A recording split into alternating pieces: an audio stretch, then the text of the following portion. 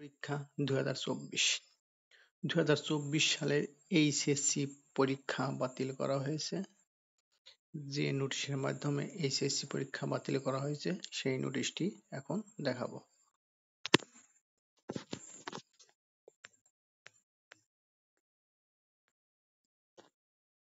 Bangladesh আন্তঃশিক্ষা board ও সমন্বয় committee.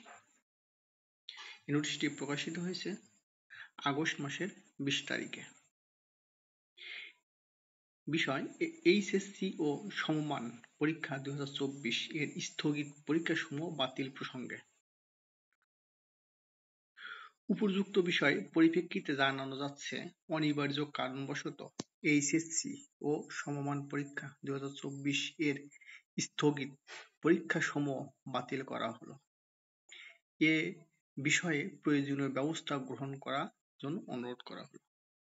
এই নোটিশটি দিয়েছে প্রফেসর তপন কুমার সরকার, সভাপতি, আন্তঃশিক্ষা বোর্ড সমন্বয় কমিটি ও চেয়ারম্যান, মাধ্যমিক ও উচ্চ মাধ্যমিক শিক্ষা বোর্ড, ঢাকা।